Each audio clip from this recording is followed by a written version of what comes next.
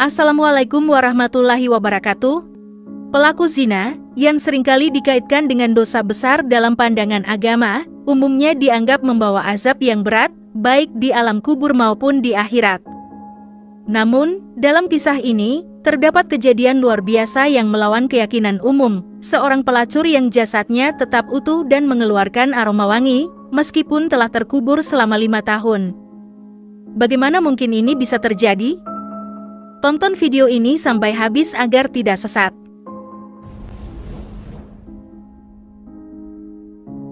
Di sebuah kampung yang terletak di pinggir kota besar, hiduplah seorang wanita bernama Ica. Ica adalah anak yatim piatu sejak kecil, namun keberuntungannya tidak pernah surut.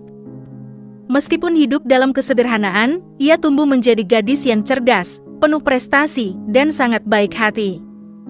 Warga kampung sering memuji kecerdasan dan kebaikan hatinya. Setiap lomba atau kegiatan sekolah, Ica selalu menjadi juara. Ia sering mendapatkan beasiswa dan bantuan dari para dermawan yang melihat potensi dalam dirinya. Ica itu anak yang luar biasa, dia pasti akan membawa nama baik kampung ini, kata Pak Tarman, kepala desa, setiap kali melihat Ica menerima penghargaan. Masa kecil Ica dihabiskan dengan belajar dan membantu di warung kecil milik bibinya, satu-satunya keluarga yang ia miliki. Meskipun hidup dalam kesulitan, semangat Ica tidak pernah surut. Ia bercita-cita menjadi seorang dokter agar bisa membantu orang lain, terutama mereka yang tidak mampu. Namun, kehidupan memiliki caranya sendiri dalam menguji manusia. Ketika Ica menginjak usia dewasa, hatinya hancur oleh seorang pria bernama Arif yang sangat dicintainya. Arif, yang awalnya mengaku mencintai Ica, mengkhianatinya dengan meninggalkan Ica untuk wanita lain yang lebih kaya. Patah hati membuat Ica kehilangan arah. Dalam keputusasaan dan sakit hati yang mendalam, ia merasa hidupnya tidak lagi memiliki makna. Setiap mimpi dan harapan yang telah ia bangun hancur berkeping-keping. Dalam keadaan terpuruk, ia memilih jalan yang kelam, ia terjun ke dunia prostitusi, sebuah dunia yang ia tahu akan menghancurkan masa depannya, namun sakit hati dan pengkhianatan membuatnya merasa tidak ada lagi yang perlu dipertahankan. Ica, kenapa kamu memilih jalan ini? Tanya Viola, seorang sahabat sesama pelacur, yang merasakan kesedihan di balik senyuman Ica. Aku tidak tahu Viola, mungkin aku hanya ingin melupakan rasa sakit ini, jawab Ica dengan suara serak. Ica menjadi pelacur terkenal di kota besar. Meskipun terpuruk, kecantikan dan kecerdasannya menarik banyak pelanggan. Namun, kehidupan malam itu bukanlah kehidupan yang sesungguhnya yang ia inginkan. Di balik senyum palsu dan tawa terpaksa, hatinya terus merintih. Tahun berganti, dan kehidupan malam mulai memakan korbannya. Ica didiagnosa menderita penyakit kronis, yang membuatnya harus terbaring di ranjang. Ironisnya, dalam masa-masa kritis itu, tidak ada satupun teman atau keluarga yang datang menjenguknya. Kehidupan yang pernah memujanya kini berbalik meninggalkannya sendirian. Orang-orang yang dulu memanfaatkannya kini menghilang, dan Ica harus menghadapi kesakitan fisik dan emosional tanpa dukungan siapapun. Ica, kamu harus kuat, kata Viola, satu-satunya sahabat yang masih peduli, sambil menggenggam tangan Ica yang lemah. Aku mencoba Viola, tapi rasanya semakin berat setiap hari, balas Ica dengan suara lemah. Hari demi hari Ica lalui, ia merasakan tubuhnya semakin terombang-ambing dalam gelombang penyakit yang tak kenal ampun. Setiap hembusan napasnya menjadi semakin berat, seperti beban dunia yang terus menekan. Meskipun telah berjuang sekuat tenaga, akhirnya Ica pun meninggal dunia. Ketika Ica meninggal, kematiannya tidak dianggap lebih dari kematian seekor binatang. Warga kampung yang pernah memujanya sebagai anak yang cerdas dan baik hati kini melihatnya sebagai aib. Mereka menolak menguburkan jasadnya di pemakaman umum kampung. Satu-satunya orang yang peduli adalah Viola. Dengan air mata yang mengalir deras, Viola menguburkan Ica di sebuah tanah kosong, dengan cara yang sangat sederhana dan jauh dari kata layak. Ica dimakamkan tanpa penghormatan, tanpa doa, hanya kesedihan Viola yang mengiringi kepergiannya. Maafkan aku Ica, aku hanya bisa memberikan ini, ujar Viola sambil menaburkan bunga liar di atas kuburan sederhana itu. 5 tahun berlalu, dan kenangan tentang Ica perlahan memudar dari ingatan warga kampung. Kehidupan terus berjalan, dan tidak ada yang mengingat wanita yang dulu dikenal sebagai pelacur itu. Ica hanyalah selembar kenangan yang harus dihapus dari sejarah kampung, sebuah desa yang sangat kolot, yang masih menganggap bahwa kesalahan besar adalah vonis seumur hidup bagi yang melakukannya, terutama bagi Ica yang tak berdaya. Pada saat itu, sebuah proyek besar pembuatan jalan tol kebetulan melewati kampung tersebut, termasuk tanah tempat Ica dikuburkan. Ketika alat berat mencoba menggali tanah itu, mereka menemukan bahwa kuburan Ica tidak bisa ditembus. Berulang kali mereka mencoba, namun alat berat tersebut selalu mengalami kegagalan. "Apa yang terjadi? Kenapa alat berat tidak bisa menggali di sini?" tanya seorang mandor proyek. "Kita coba pakai cangkul saja, Pak," jawab seorang pekerja. Akhirnya, mereka memutuskan untuk menggali dengan cangkul biasa. Ketika kuburan Ica digali, semua orang terkejut. Jasad Ica tetap utuh dan mengeluarkan bau harum yang sangat wangi, tidak seperti jasad yang telah dikubur selama 5 tahun. Kejadian ini membuat warga kampung tertegun, dan mulai bertanya-tanya tentang siapa Ica sebenarnya. Viola, sahabat yang menguburkan Ica, akhirnya bercerita. Ia mengungkapkan bahwa setahun sebelum meninggal, Ica telah bertaubat dan meninggalkan profesinya sebagai pelacur. Namun, Ica tidak pernah menceritakan hal itu kepada siapapun, termasuk kepada Viola. Semua itu ia tuangkan dalam sebuah buku harian yang ditemukan oleh Viola setelah Ica meninggal. Sebelum meninggal, Ica teguh menjalankan segala ibadah yang Allah perintahkan dengan penuh keikhlasan. Ia tidak hanya menjalankan kewajiban, tapi juga menunaikan ibadah sunnah dengan penuh kesungguhan. Setiap kali berdoa, ia merendahkan diri di hadapan Allah, memohon ampunan atas dosa-dosa besar yang telah ia lakukan. Mendengar kisah Viola, seluruh warga kampung menangis penuh penyesalan. Mereka merasa bersalah telah menolak dan menghina Ica selama ini. Akhirnya, dengan penuh rasa hormat dan penyesalan, warga kampung menguburkan jasad Ica kembali, kali ini dengan upacara yang layak, disertai doa-doa kebaikan yang dipanjatkan warga untuknya. Kuburannya dihiasi bunga-bunga dan diberi nisan yang indah, menandakan penghormatan mereka yang terlambat. Kisah Ica menjadi pelajaran bagi warga kampung tersebut. Mereka belajar untuk tidak menghakimi orang lain berdasarkan masa lalunya. Ica, yang pernah dianggap sebagai aib, kini dikenang sebagai simbol penyesalan dan pengampunan. Seperti bunga yang tumbuh di tengah padang gurun, kehidupan Ica menunjukkan bahwa keindahan dan kemurnian hati dapat muncul di tempat yang paling tak terduga. Khuruju dabbah, keluarnya binatang dari perut bumi yang akan berbicara kepada seluruh manusia. Tidak ada satupun manusia kecuali akan diajak bicara oleh binatang ini. Dan fitnatud dabbah ini, ataupun fitnah binatang yang melata, yang bisa bicara dan memberikan tanda kepada mukmin dan kafir, ini tanda-tanda alamat yang berbeda dengan tanda-tanda alamat sebelumnya. Karena tanda-tanda ini sangat asing sekali. Kalau kita melihat Dajjal, maka Dajjal jelas turunan dari Bani Adam, yang Allah subhanahu wa ta'ala berikan kemampuan yang tidak diberikan kepada yang lainnya. Begitu juga tentang Ya'juj dan Ma'juj. Mereka adalah turunan Bani Adam, turunan daripada Yafis ibn Nuh, dan mereka tidak mungkin masuk baik ke Mekah, ke Madinah, ataupun Baitul Maqdis. Tapi binatang ini bukan dari keturunan Bani Adam, dan dia bisa masuk ke Mekah, bahkan juga keluarnya dari Mekah atau dekat dengan Mekah, dan juga dia bisa masuk ke Madinah, bahkan ke Baitul Maqdis. Sehingga alamah kiamah yang kita akan jelaskan ini lebih aneh daripada alamah sebelumnya. Tapi ini bukan dongeng, ini kenyataan yang akan berlaku di akhir zaman. Ma'asyiral muslimin rahimani wa rahimakumullah. Sebelum kejadian ini, kita tahu bahwa Allah subhanahu wa ta'ala mengingatkan manusia dengan datangnya dukhan. Dukhon adalah asap yang hitam yang tebal dan masuk kepada seluruh rumah-rumah manusia, masuk ke gang-gang kota, masuk ke desa-desa.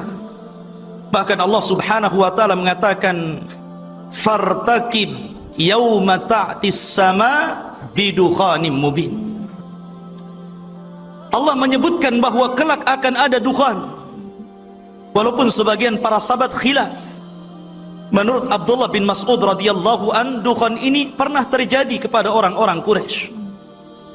Tapi pendapat beliau dibantah oleh pendapat Ali bin Abi Thalib radhiyallahu an, bahwa dukhan itu maksudnya alamah min alamatis sa'ah, satu dari tanda-tanda dekatnya hari kiamat.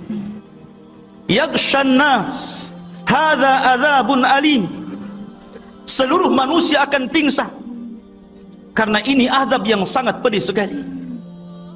Ketika itu manusia diberikan kesempatan untuk bertobat kepada Allah Azza wa Jalla. Allah memberikan kesempatan manusia untuk kembali kepada Allah, tapi rupanya sama sekali tidak berpengaruh dukhan itu kepada kesadaran orang-orang. Ma'asyiral muslimin rahimani wa rahimakumullah. Kita tahu bahwa setelah Nabi Isa bin Maryam meninggal dunia, maka manusia di atas puncak kehebatan, kesuburan, kenyamanan. Manusia kaya di mana-mana, tumbuhan tumbuh di mana-mana, buah-buahan di mana-mana, binatang ternak di mana-mana. Sehingga Nabi SAW mengatakan, tuba liman aish ba'dal masih. Beruntung orang-orang yang hidup setelah Al-Masih Ibn Maryam, karena mereka hidup luar biasa. Sampai pada waktu ketika mereka tertidur, tidur pulas. Kemudian datanglah waktu subuh, seluruh manusia bangun. Orang-orang yang beriman sebagaimana aktivitas mereka melaksanakan sholat subuh. Mereka berangkat dari rumah-rumah mereka ke masjid. Tetapi selepas sholat subuh, matahari tidak kunjung muncul. Kemudian orang-orang pun bertanya, jam berapa ini? Maka orang-orang menjawab, ini sudah siang, sudah pun duhur, tapi matahari tetap gelap. Kemudian ditunggu lagi sampai asar, matahari nggak muncul juga. Sampai akhirnya yang harusnya matahari itu di waktu tenggelamnya, tiba-tiba matahari muncul, tapi bukan dari arah terbitnya, muncul dari arah barat. Ma'asyiral muslimin rahimani wa rahimakumullah. Terjadi khilaf para ulama, mana yang lebih dahulu antara matahari terbit dari arah barat ataukah kemunculan dabatul ar, binatang besar yang akan berbicara kepada manusia. Sebagian para ulama mengatakan bahwa munculnya binatang itu 1 atau 2 hari setelah terbit matahari dari barat. Ada yang mengatakan binatang itu muncul dulu, baru 1-2 hari muncul matahari terbit dari barat. Allahu a'lam mana yang lebih dahulu. Tapi tidak jauh jaraknya antara sehari atau 2 hari antara kemunculan binatang dengan terbitnya matahari. Tapi yang jelas ikhwatu fiddin, ketika matahari terbit diizinkan Allah Subhanahu wa taala untuk terbit dari barat, ikhwan antum harus paham bahwa ketika matahari tenggelam, matahari tidak mengelilingi bumi sebagaimana pelajaran yang ma'ruf antum pelajari di sekolah-sekolah. Tapi matahari itu menghadap Allah untuk minta izin. Hampir-hampir dia tidak diberi izin untuk terbit kembali dari arah terbitnya. Setiap hari mereka datang kepada Allah dan sujud, kemudian minta izin untuk tidak terbit. Tapi Allah mengatakan tetaplah kau terbit dari arah timur.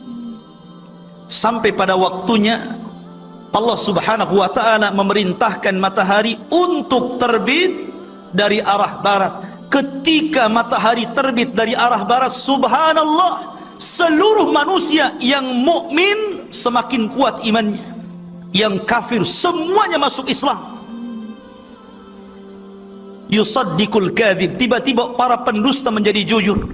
Wa yu'minul kafir, tiba-tiba orang kafir beriman. Tapi apa manfaat keimanannya ketika itu? Karena terbitnya matahari dari arah barat itu liyahya man hayya am bayyinatin wa yuhlika man halaka am bayyinatin.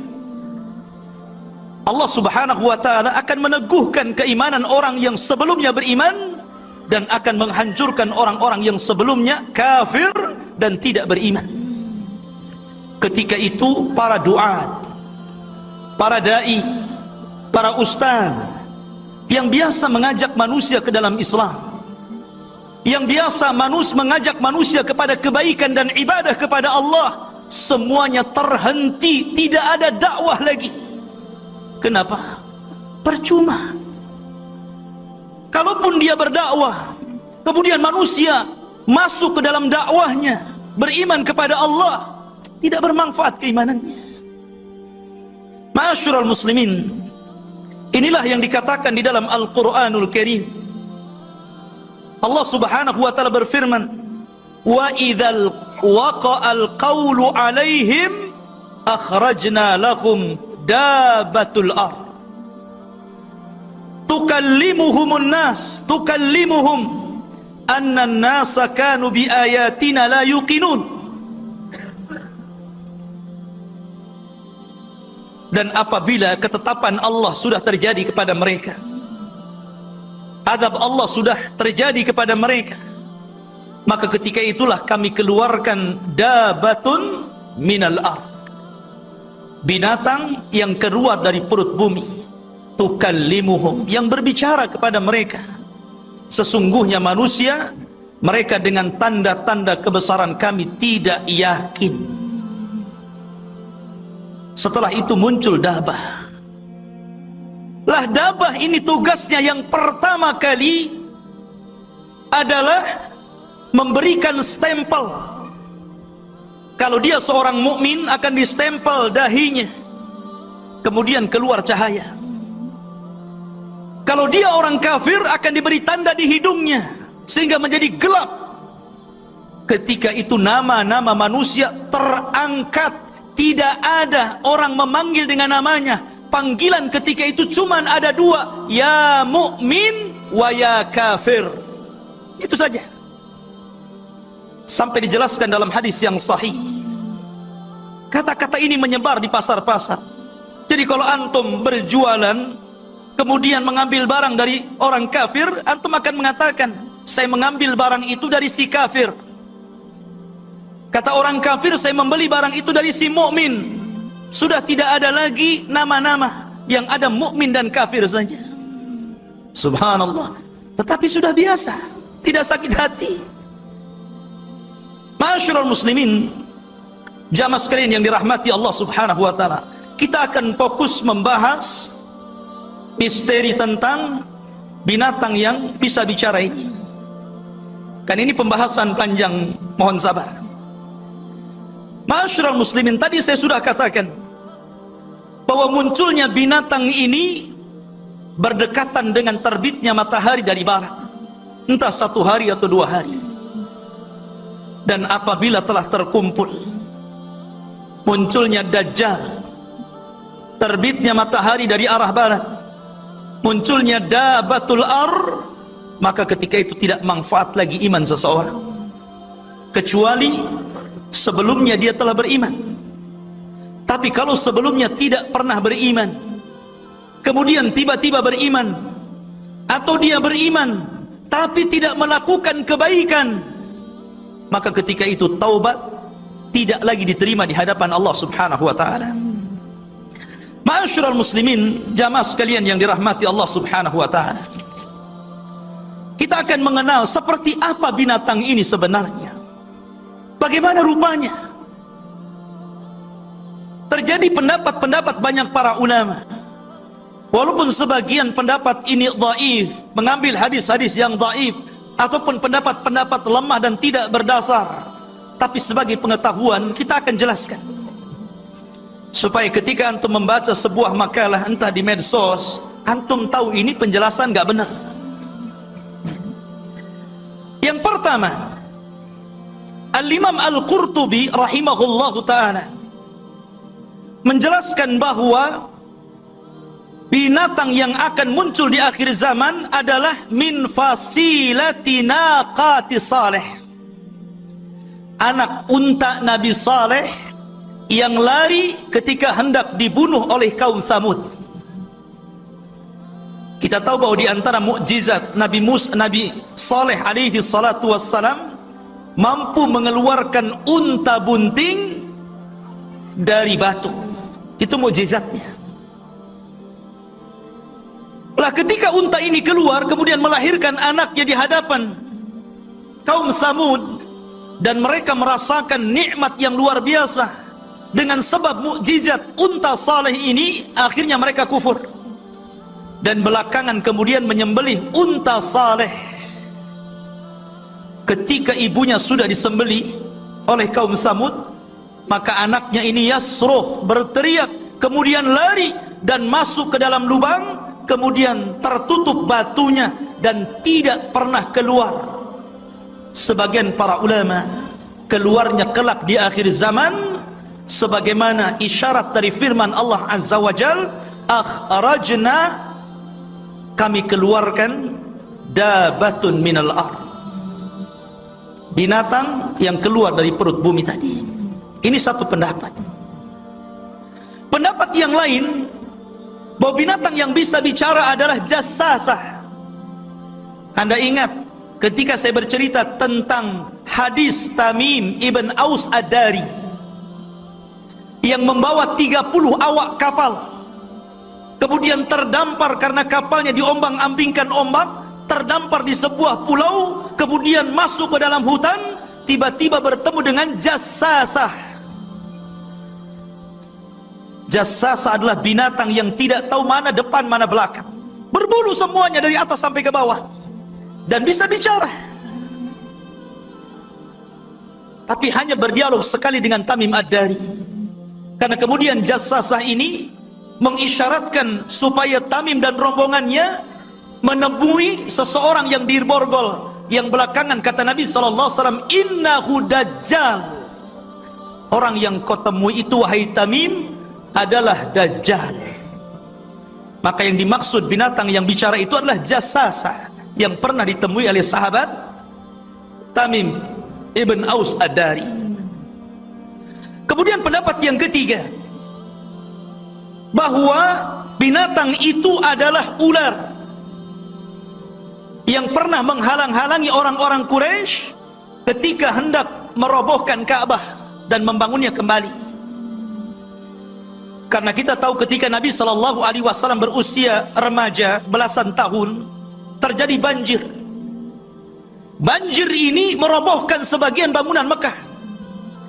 Kemudian orang-orang Quraisy membangun lagi Ka'bah, tetapi karena kurang dananya, karena mereka mewajibkan bahwa dana untuk membangun Ka'bah harus dari dana yang halal, sehingga tidak terkumpul banyak. Makanya tidak bisa menyelesaikan pembangunan Ka'bah seperti bangunan Ibrahim. Makanya mereka hanya bisa menyelesaikan separuh saja, dan separuhnya kemudian diberikan tembok yang kita kenal dengan Hijr Ismail. Sebenarnya itu bagian daripada Ka'bah. Lah ketika orang Quraisy ini hendak merobohkan dan membangunnya, tiba-tiba ada ular. Mereka takut. Kemudian tiba-tiba Allah mengutus burung dan mengambil ular itu, kemudian diterbangkan entah kemana. Maka orang-orang Quraisy mengatakan bahwa apa yang mereka lakukan adalah kebenaran, karena tidak ada lagi yang mengganggu mereka. Mulailah mereka merobohkan Ka'bah dan membangunnya. Sebagian ulama mengatakan bahwa dabah itu adalah ular yang pernah menghalang-halangi orang Quraisy ketika membangun Ka'bah. Ini tiga pendapat. Kemudian pendapat yang lain, tetapi pendapat ini sangat lemah, bahwa yang dimaksud dabah adalah manusia yang selalu mengingkari kemungkaran, memberantas kesyirikan, memberantas orang-orang yang menyelisih sunnah Rasul, memberantas orang-orang yang senantiasa melakukan dosa-dosa besar. Kalau memang ini dabah, berarti sudah muncul setiap hari. Dai-dai banyak. Berarti dai itu dabah kan begitu. Termasuk saya, nggak terima saya. Masa saya dikatakan dabah, gitu kan? Jadi yang dimaksud ini dhaif sekali, karena bagaimanapun dabah itu diisyaratkan kepada binatang, bukan kepada manusia. Ini pendapat yang lemah, nggak usah diambil. Kemudian ada juga yang mengatakan bahwa dabah itu ismul jinsi, nama jenis, bahwa seluruh binatang yang melata itu namanya dabah. Sebagaimana ketika Allah Subhanahu wa taala mengisyaratkan tentang robohnya singgasana Sulaiman. Ketika itu digerogoti dabah, binatang-binatang melata. Jin tidak tahu kalau Sulaiman itu mati.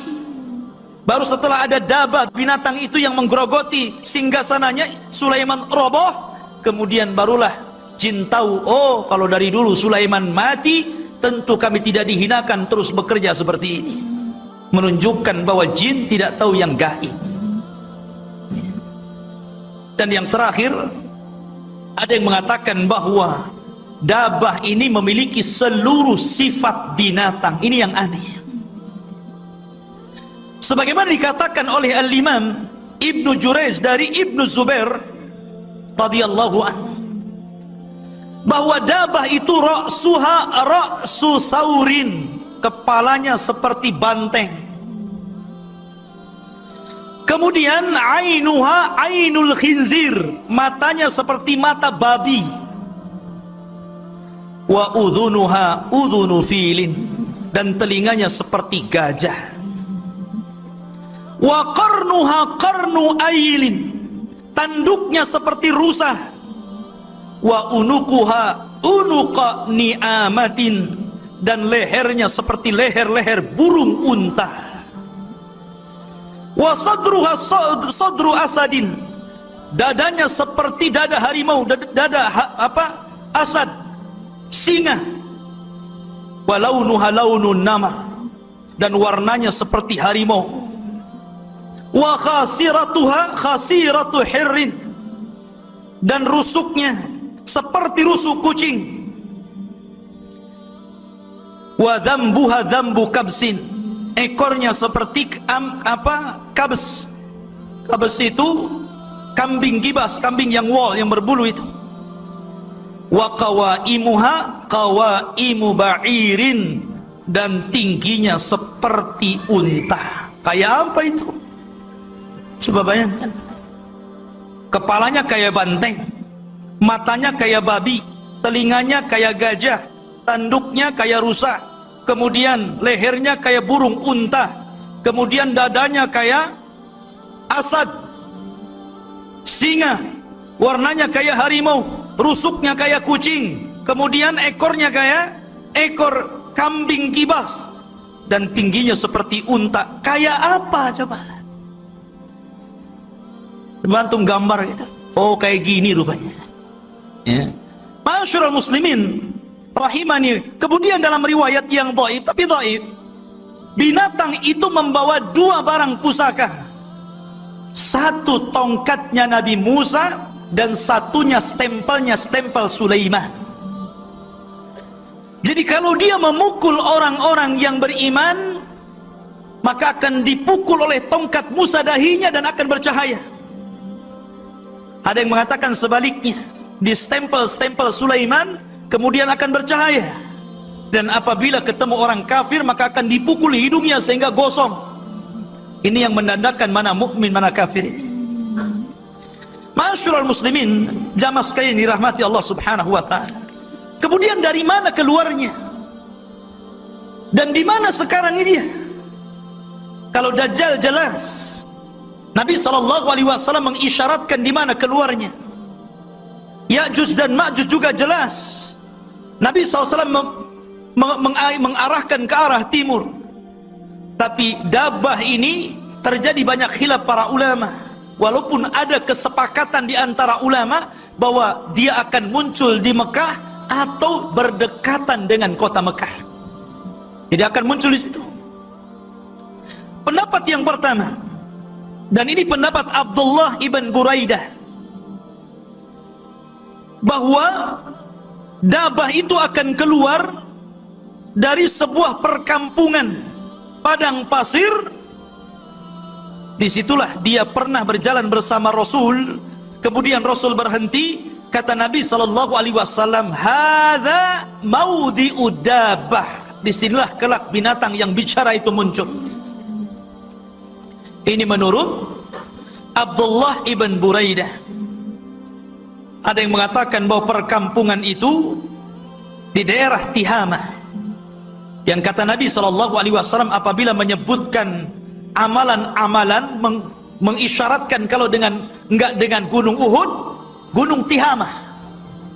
Kata Rasul, kalau seandainya engkau punya pahala sebesar gunung Tihama, maka itu akan dihancurkan dengan kemaksiatan yang dilakukan secara tidak terang-terangan. Rasul mempermisalkan gunung Tihama. Dari situ Dabah itu keluar. Ada yang mengatakan bahwa Dabah itu, dan ini perkataan Abdullah bin Mas'ud radhiyallahu anhu, bahwa Dabah itu akan keluar dari bebatuan bukit Safa. Ada Safa, ada Marwah, tempat sa'i. Disitulah Dabah akan keluar. Jadi pecah batunya, kemudian keluar tuh Dabah itu. Ada yang mengatakan, dan ini pendapat Abdullah ibn Amr, Dabah itu keluar dari padang pasir namanya Ajyad, dekat dengan Mekah. Bahkan dia pernah mengatakan, saking yakinnya bahwa Dabah akan keluar dari situ, karena di situ ada tumpukan-tumpukan cadas dan batu, dia mengatakan, kalau saya tahu binatang itu ada di sini, ku congkel dengan kayu supaya dia keluar sehingga nampak mana mukmin mana kafir. Ada juga yang mengatakan bahwa Dabah itu akan keluar menggunakan 3 proses. Pertama akan keluar fil bawadi, keluar dari lembah dulu, kemudian sembunyi. Kemudian setelah itu keluar di perkampungan, kemudian sembunyi. Baru kemudian dia menampakkan di Masjidil Haram. Barulah manusia lari ketakutan. Tetapi Dabah ini akan mengejar seluruh manusia. Tidak ada satupun manusia yang lolos dari Dabah ini. Tapi Dabah ini enggak membunuh. Dabah ini hanya sekedar memberikan cap stempel saja, kafir, mukmin, itu saja tugas. Kemudian bicara. Dia tidak membunuh seperti Dajjal. Dia tidak sadis seperti Ya'juj dan Ma'juj. Bahkan dijelaskan dalam sebuah riwayat ikhwatu fiddin yang dimuliakan Allah Azza wa Jal, bahwa saking besarnya Dabah ini, dan ini pendapat yang kuat karena memang pendapat-pendapat yang tadi itu tidak berdasar. Ada yang mendasari pendapat-pendapat bentuk Dabah itu dari berbagai macam pendapat menggunakan hadis lemah. Terkadang hadisnya tidak sampai kepada Rasul sehingga ditolak banyak para ulama. Tetapi ada kemiripan satu dengan yang lainnya, bahwa binatang itu besar. Sebesar apa? Dijelaskan dalam sebuah hadis. Sebagaimana hadis Abdullah bin Amr, bahwa Dabah itu akan keluar dari Ajyad, ra'suha yamussus sahab, di mana kepalanya sampai menempel di awan. Anda bisa bayangkan, kepalanya Dabah ini menempel di awan, tinggi besar. Awan kan tinggi. Jadi kalau antum melihat Dabah nenggak ke atas gitu kan, saking tingginya.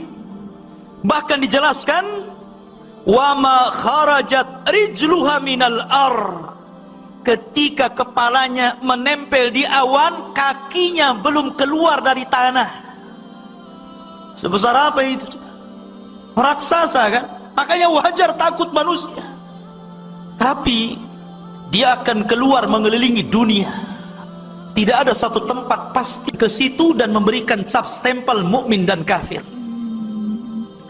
Ma'asyiral muslimin, jamaah sekalian yang dirahmati Allah Subhanahu wa taala. Adapun yang pertama kali tugas Dabah setelah Allah keluarkan sebagai alamah besar, Ada yang mengatakan bacaan Allah Subhanahu wa taala ketika berfirman berbicara tentang dabah itu memiliki dua makna. Ketika Allah mengatakan wa idza waqa'al qawlu 'alaihim akhrajna lahum dabatan minal ar tukallimuhum. Ini satu bacaan dan ma'ruf dalam mushaf yang kita baca memang begitu, tukallimuhum. Tetapi juga ada yang membaca taklimuhum. Apa bedanya tukallimuhum dan taklimuhum? Bedanya kalau tukallimuhum artinya binatang ini akan berbicara, yuhadditsun nas, akan mengajak bicara manusia. Tapi kalau taklimuhum artinya akan memberikan tanda luka di muka manusia.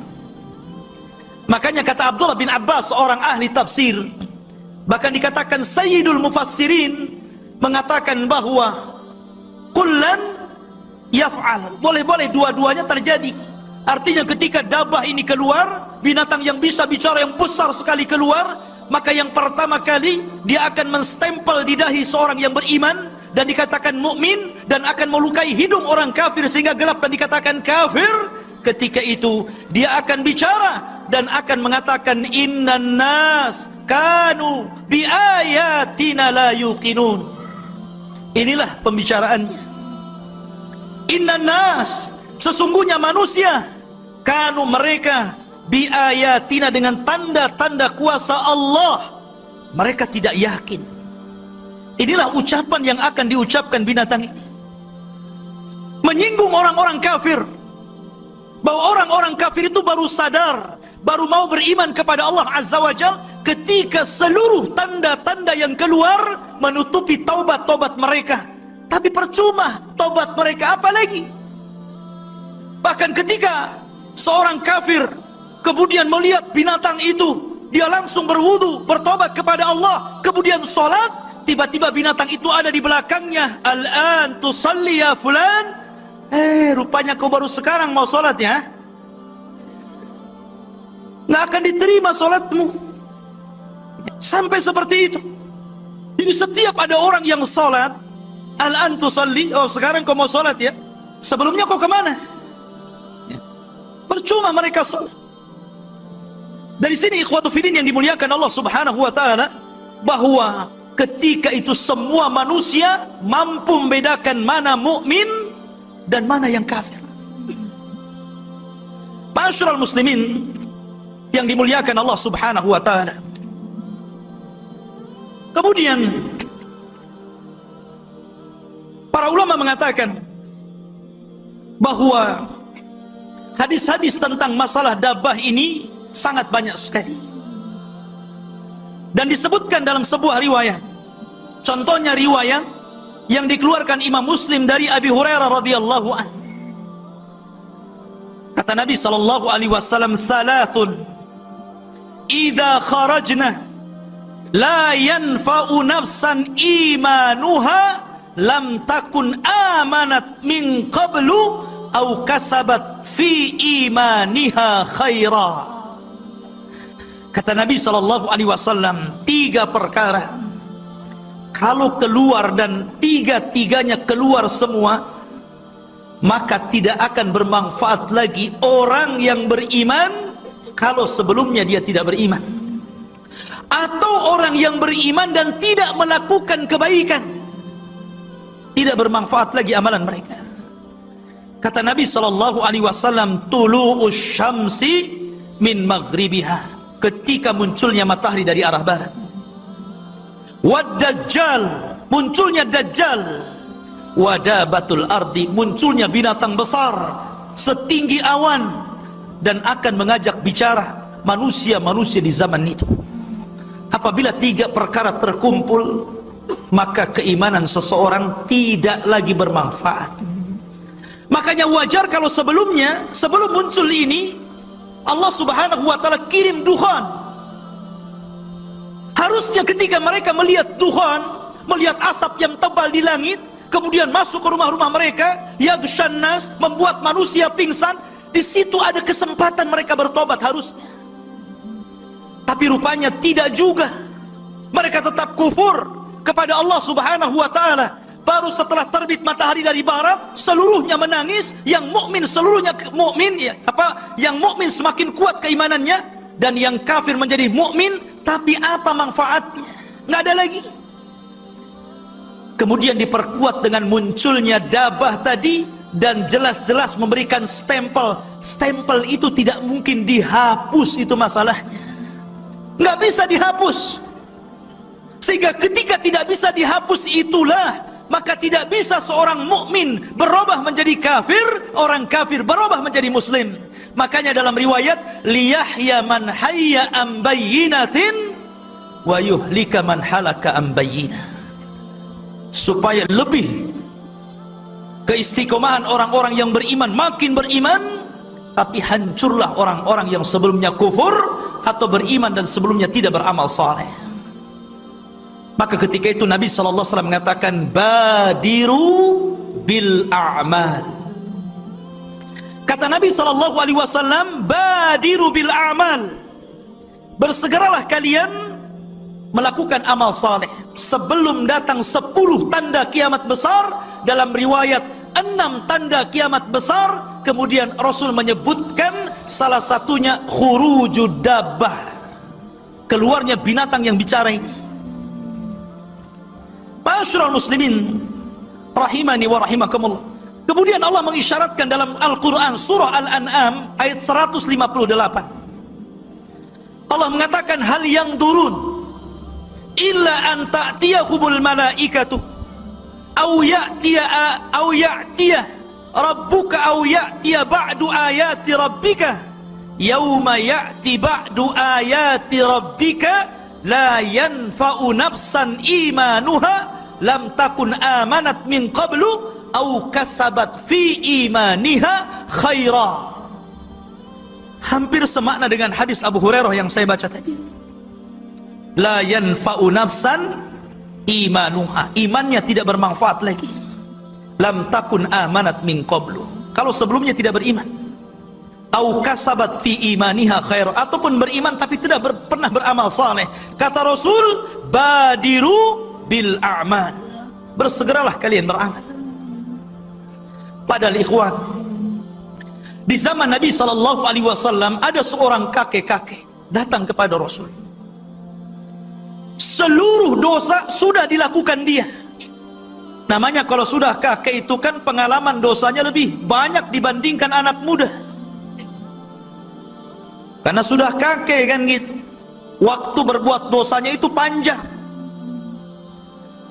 Sehingga dia datang kepada Rasul dan mengatakan, ya Muhammad, inni fa'altu dzamban 'aziman law wuzi'at ala ahli al-ardi la ahlakathum. Ya Muhammad, aku sudah banyak melakukan dosa. Tidak ada satupun dosa kecuali aku lakukan. Kalaulah dosaku dibagi-bagi ini kepada seluruh penduduk negeri, hancur negeri itu. Saking banyaknya. Menggunakan kalimat yang berlebihan. Kemudian dia mengatakan kepada Rasul, ya Muhammad, afi dinika minat taubah. Apakah dalam agamamu ada taubat? Apakah orang seperti saya yang sudah banyak melakukan dosa ada kesempatan untuk bertobat ya Muhammad? Maka Nabi SAW mengatakan, fahal taslam, maukah engkau masuk Islam? Maka kemudian dia mengatakan, ya, kalau memang dalam agamamu ada tobat, saya siap mengucapkan asyhadu an la ilaha illallah wa asyhadu anna Muhammadar Rasulullah. Maka kemudian dia masuk Islam. Ketika itu Nabi SAW tersenyum dan mengatakan, Allahu Akbar, baddalakallahu as-sayyi'atul hasanat. Allahu Akbar, Allah telah menggantikan keburukan-keburukan kamu dengan banyaknya kebaikan. Maka dia pun bertakbir, Allahu Akbar, Allahu Akbar, Allahu Akbar. Karena ketika itu kesempatan tobat masih ada, masih diterima tobatnya. Walaupun dia banyak dosanya, tapi ketika itu ada kesempatan bertobat masalahnya. Maka kemudian kakek ini dihadiahi Allah dengan sorga. Bahkan di zaman Nabi SAW, ada orang yang sama sekali tidak pernah sujud walaupun satu kali, tidak pernah ruku walaupun satu kali, tetapi dia bisa masuk sorga dan mendapatkan sorga yang paling tinggi, fi firdausil a'la. Apa ceritanya? Abu Hurairah radhiyallahu anhu menceritakan tentang kisah anak muda yang ketika dia ingin mengikuti perang bersama Rasul, ketika itu dia masih musyrik. Orang musyrik tidak bisa terlibat dalam peperangan walaupun membela kabilahnya.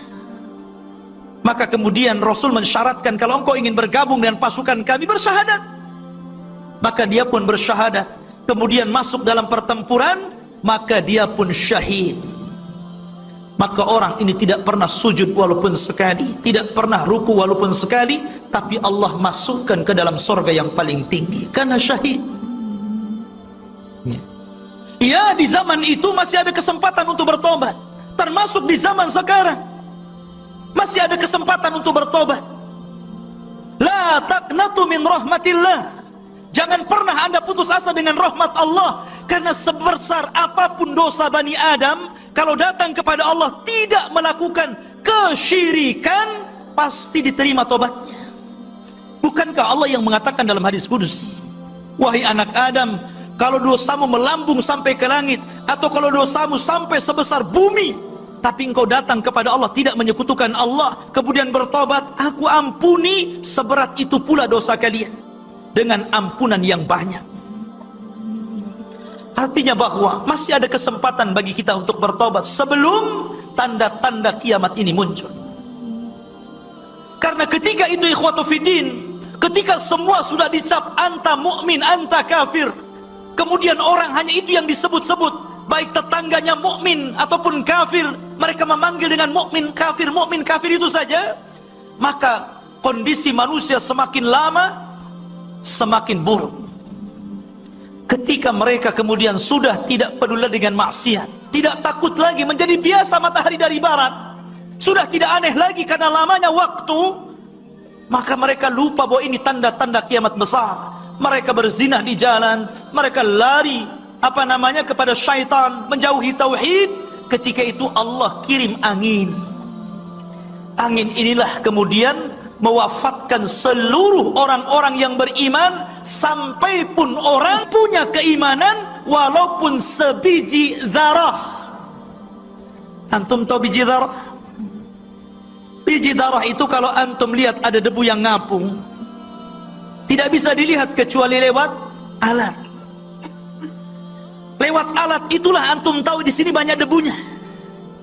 Itulah biji zarah namanya. Walaupun ada orang yang memiliki keimanan selembut itu, maka angin ini akan menghembus dan akan mengenai, walaupun Anda sembunyi di gua-gua, di lubang-lubang, di bawah-bawah tanah, angin itu akan mengejar dan mewafatkan orang-orang yang beriman. Ketika itu tidak ada yang tersisa kecuali orang-orang kafir, orang-orang jelek, orang-orang jahat. Karena ketika itu tidak ada lagi gunanya sholat, gunanya puasa, gunanya sedekah, karena sudah tobat ditutup. Datanglah orang hitam dari Ethiopia, datang ke Mekah, bawa palu, kemudian dihancurkan Ka'bah berkeping-keping sampai roboh, kemudian diambil isinya, pembendaharaannya, perhiasannya. Ketika itu Ka'bah dihancurkan. Apa gunanya?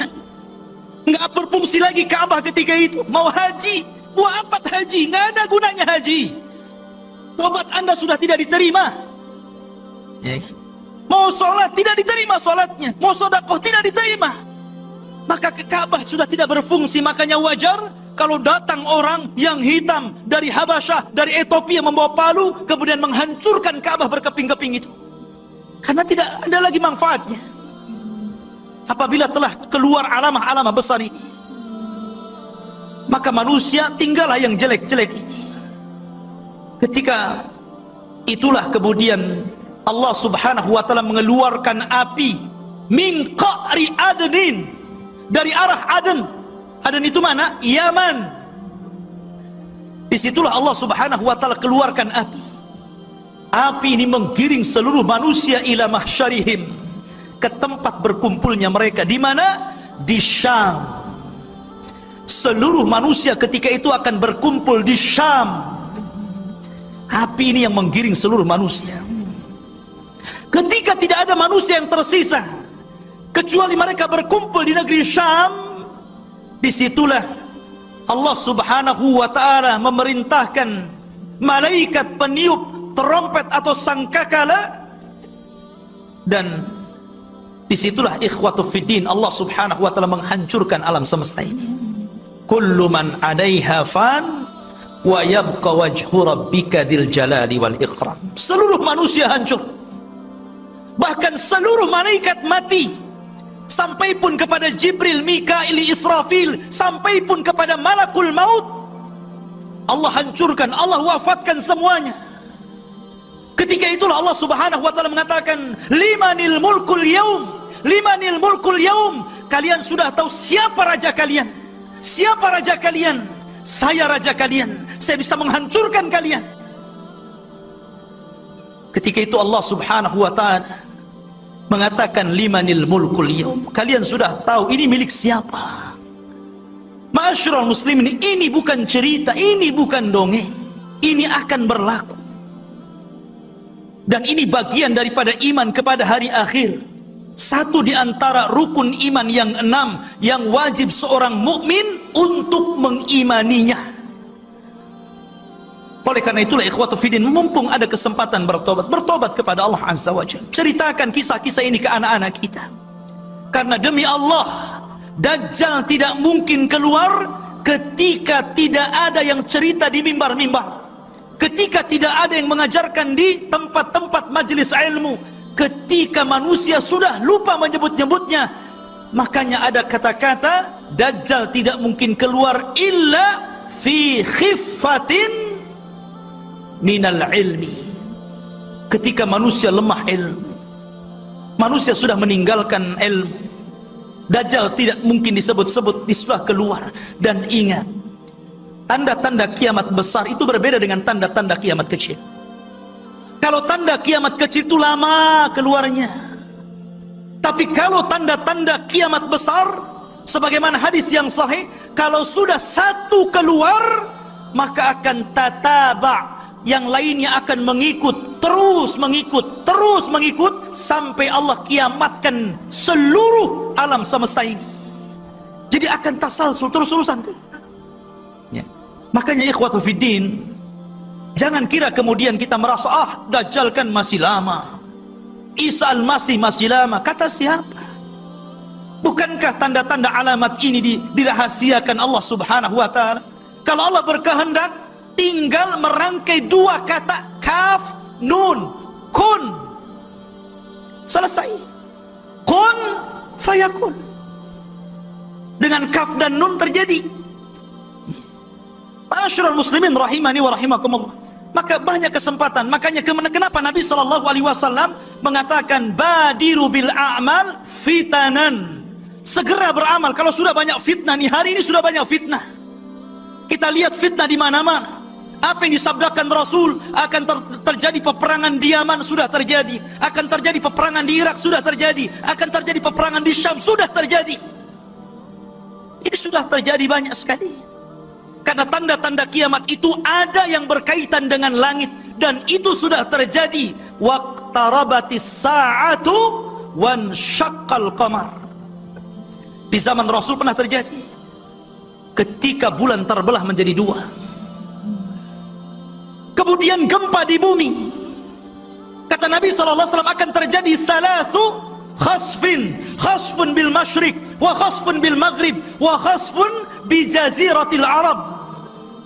Akan terjadi gempa dari arah timur barat dan jazirah Arab. Gempa-gempa kecil itu sudah terjadi. Di negeri kita saja banyak gempa. Kemudian ada tanda-tanda yang berkaitan dengan ashas, perorangan. Munculnya Dajjal, munculnya Imam Mahdi. Ada yang berkaitan dengan kaum munculnya Ya'juj dan Ma'juj. Tapi beruntun tuh. Makanya sering saya katakan, kalau antum jujur melihat di medsos apa yang disabdakan Rasul 14 abad lebih yang silam itu menjadi sebuah kenyataan, satu muncul itu. Kata Nabi SAW, akan banyak pembunuhan. Sekarang sudah banyak pembunuhan. Akan dihalalkan sutra. Sekarang sutra sudah dihalalkan. Akan apa yang haram jadi halal.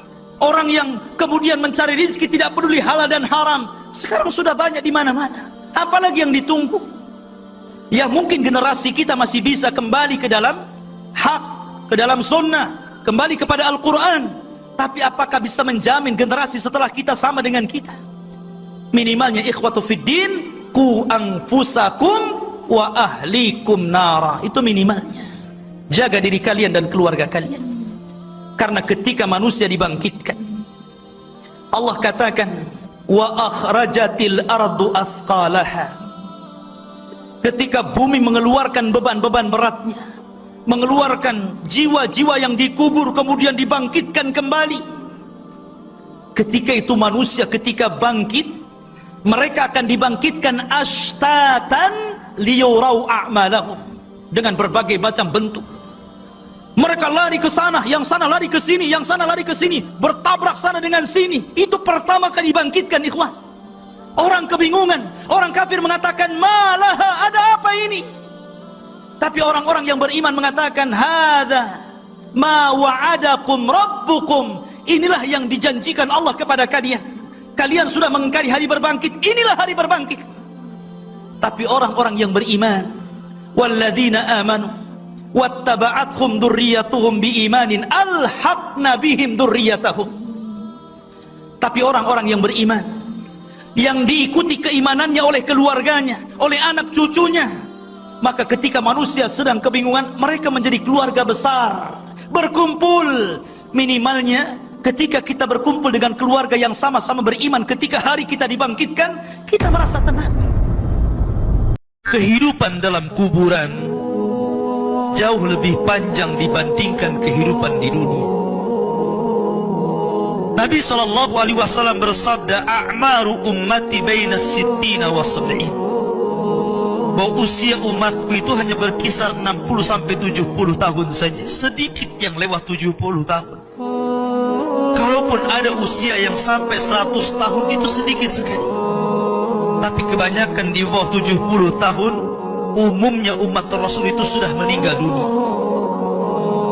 Tetapi ketika orang masuk ke dalam kuburan, usia dia di kuburan sampai kiamat ditegakkan itu panjang sekali. Anda bisa bayangkan, orang yang meninggal sejak zaman Nabi Adam sampai hari ini kiamat tidak dibangkit-bangkitkan, menunjukkan bahwa kehidupan kuburan jauh lebih panjang dibandingkan kehidupan dunia.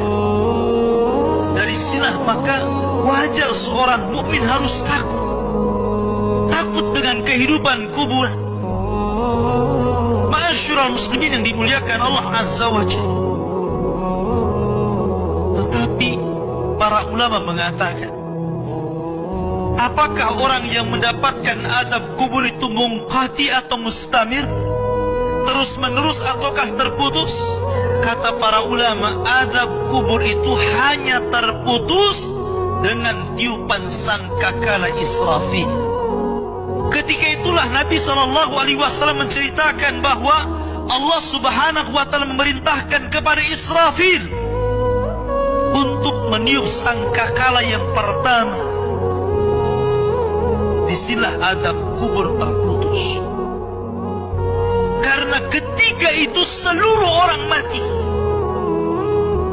baik orang yang ada di atas bumi atau yang ada di bawah bumi, baik kalangan jin, baik malaikat, kecuali makhluk-makhluk yang Allah kehendaki saja, semua hancur.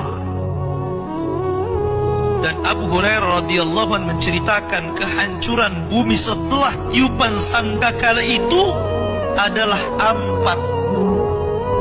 Bisa 40 hari, bisa 40 bulan, bisa 40 tahun. Yang jelas Allah hancurkan bumi ini. Allah luapkan lautan ke daratan. Allah jatuhkan bintang. Allah hancurkan gunung sehingga seperti kapas yang dihempas angin. Itulah yang disebut dengan kehancuran alam atau hari kiamat. Baru setelah kemudian bumi tidak bulat lagi, tapi bumi terhampar.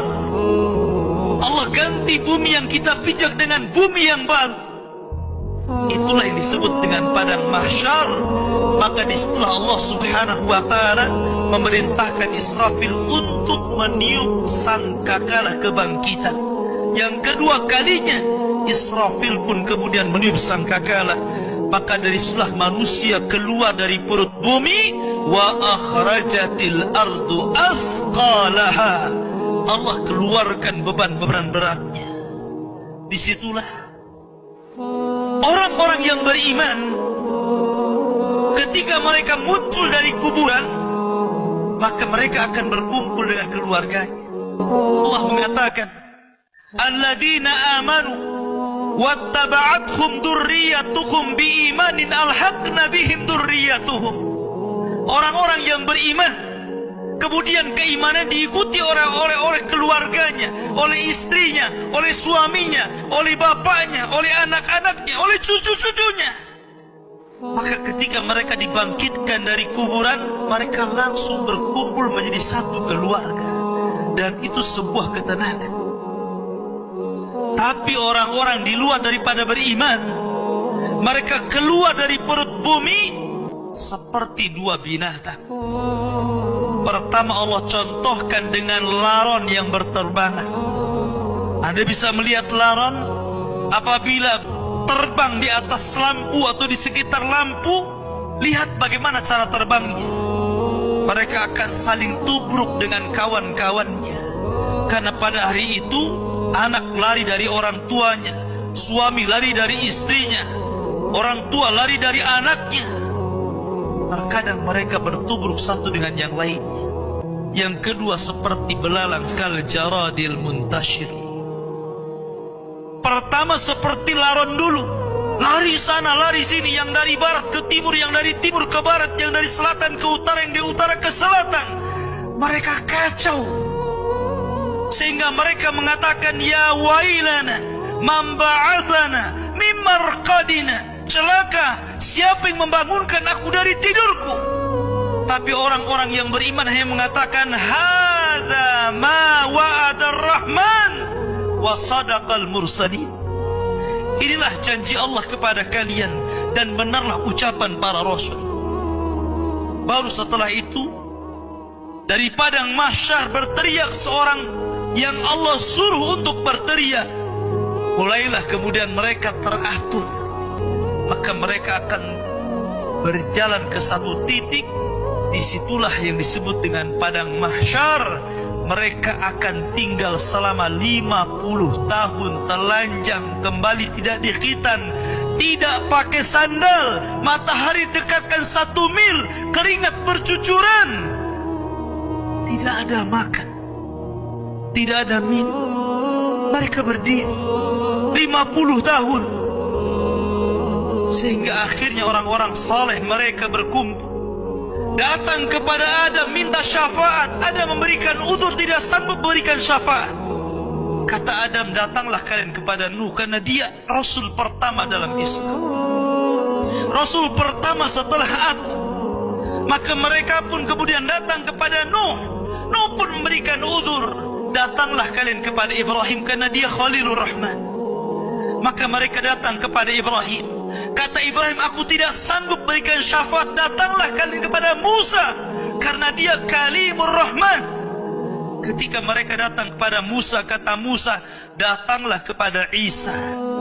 Isa pun memberikan udzur, tidak bisa. Seandainya kalian datang kepada Muhammad sallallahu alaihi wasallam itu lebih baik.